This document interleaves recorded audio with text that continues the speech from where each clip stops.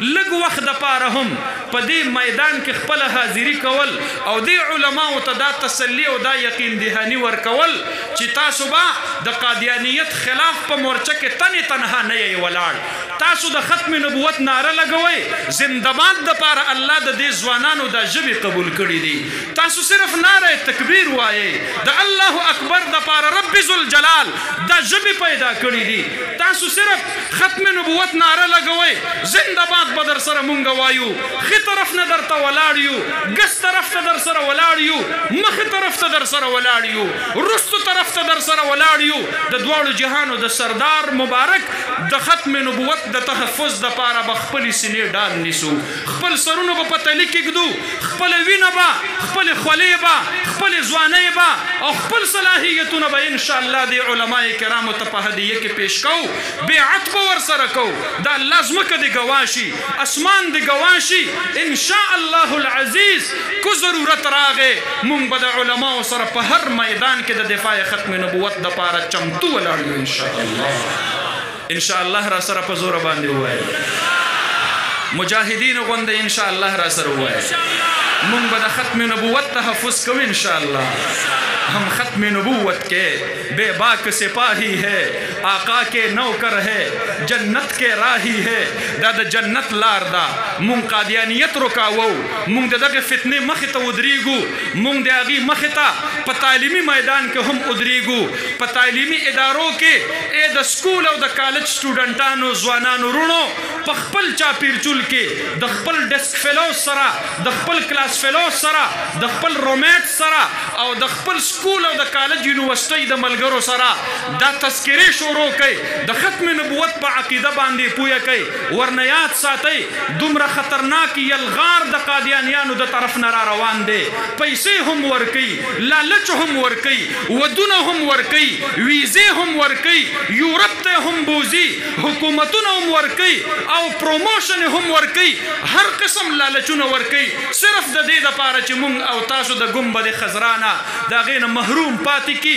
دې فتنې ته مخې ته بند وتړئ، د علمای کرامو سره په نره باندې ودرېږئ. ورنه زه د هغې ورځې نه ډېر زیات یریږم الله دې نه کي دا علما کو مغلوبه شو، دا علما کو کمزوري شو، دا علما کو په پاکستان کې د دوی قوت او طاقت ختم شو. یاد ساتئ نن چې د دې علماو سره خلق دشمني کوي نو چې څوک په بینک باندې ډکیتي کوي وړمبنی فایر هغه د بینک په چوکیدار باندې کوي. هغوی ته پته ده د ختم نبوت په مورچه کې چوکیداران دا ګیري او دا پګړو والا ولاړ دي. د دې وجې نه د هغې هدف تنقید دا علماء کرام دي. ہم کو معلوم ہے ہم نشانے پہ ہے، دا دنیا ته پته ده دا علما د هغوی ټارګټ دي. د دې علماو قدر او عزت دا هغوی د عوامو د ذهنونو نه وباسل غواړي. دا تفریق دا هغوی جوړ کړی دی چې دا سیاسي ملا دی او دا غیر سیاسي ملا دی. بیا د انبیاو تقسیم هم وکړه، کوم نبی چې سیاسي دی د هغه نبوت بیا مه منه، کوم صحابي چې خلیفه دی د هغه صحابیت بیا مه منه. بیا بغض په زړه کې یوازې د سیاسي عالم سره مه ساته، بیا په زړه کې بغض د سیاسي تابعي سره هم وساته نرشه، د سیاسي صحابي سره هم وساته نرشه. د ابوبکر صدیق په باره کې د څه خیال دی، عمر فاروق په باره کې د څه خیال دی، عثمان ذوالنورین په باره کې د څه خیال دی، علي المرتضی باره کې د څه خیال دی. د بني اسرائیل او انبیاء کرام د خپل وخت حاکمان او سیاستدانان وو. زه نه وایم، جناب نبی کریم صلی الله علیه وسلم وایي دوی ته پته ده چې کوم علما په پارلیمنت کې وو هغې علماو په سن 1974 کې په مونږ باندې د کفر ټاپه لګولې ده. مونږ چې نن په پاکستان کې هسکه غړی نشو ګرځېدلی، هغوی ته دا پته ده چې دا مونږ د مفتی محمود د وجې نه په پاکستان کې په کلاو میدان باندې نشو ګرځېدلی. مونږ نن په خپل عبادتګاه باندې مسجد نشو لیکلی، مونږ خپلې بلاوې ته اذان نشو ویلی. زمونږ په لټریچر باندې په پاکستان کې پابندي ده.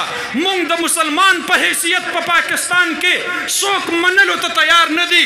مونږ چې د پاکستان کوم پارلیمنت ته دننه کېږو مونږ به د اقلیتو په صف کې چې په تندي باندې به واضح ټاپه د کفر لیکلي شوي وي مونږ به الو دننه کېږو.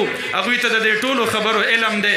د دې وجې نه د هغې په هدف باندې هغه علما دي کوم علماو چې هغوی ته ته په اسمبلی کې ماتې ورکړې وه. نوجوانانو وروڼو د وخت د فتنو نه ځان خبر کړئ. علماو ترمنځ تفریقونه مه کوئ. دعوت او تبلیغ کې علما دي زمونږ د سر تاجونه دي. تعلیم او تدریس کې علما دي زمونږ د سر تاجونه دي. سیاست اسلامی کې علما دي زمونږ د سر تاجونه دي. خانقاهونو کې علما دي زمونږ د سر تاجونه دي. سنگر کې سبیلنا الجهاد الجهاد نعرې لګي علما دي زمونږ د سر تاجونه دي. عالمی مجلس تحفظ ختم نبوت کې ولاړ علما دي زمونږ د سر تاجونه دي. ان شاء الله العزیز مونږ به د علماو سره د انبیاء کرامو د وارث په حیثیت باندې مرسته کوو او ان شاء الله العزیز دغه فتنې د هغې د سرکوبۍ دپاره به زمونږ او ستاسو د عظیم جهاد دا به ان شاء الله دا به جاري وي دا به ساري وي.